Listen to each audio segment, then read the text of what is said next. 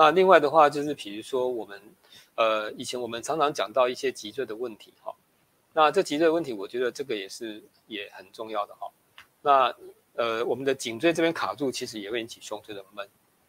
所以呢，其实你这个时候如果咳嗽严重的时候，或者说你平常就有点咳嗽的时候，胸口闷的时候，我建议大家可以做一个简单的动作哈。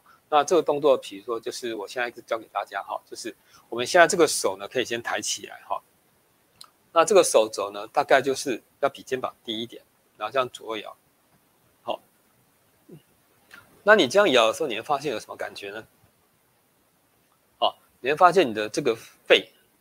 这个脊椎呢，开始会有点咔咔咔的感觉，会咔咔咔的感觉。如果说你常常胸闷心悸的话，你会在胸椎的大概，比如说大概3、4、5椎那边会有点卡住，好，所以你在这样做的时候，其实它会咔咔咔，会有点紧，会有点痛，甚至肩膀有点头有点往后仰，你这样摇的时候，它这地方的胸椎很快的就可以让你打开。你打开的时候，你会觉得胸口就开始舒服起来。因为我们的胸椎这边的神经它会压迫的话，会导致神经传导到心肺的地方不顺，这个地方也是常常有人不会去注意到的哈。有些人有一些习惯性的咳嗽，那这个时候你就要特别注意这个方法。那我们感冒期间也用这个方法，其实也是有帮助的哈。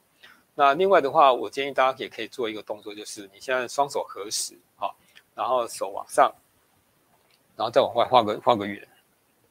画个圆，这样用力的往外画个圆。其实我觉得这个方法也蛮好的哈。你这样做的时候，大家现在当场做一下，你就知道有没有觉得胸口劲好像很多，很舒服，对不对？然后但是背部的筋骨就啪啪啪啪这样，好像就伸展的感觉。这个时候呢，你可以做缓和的运动，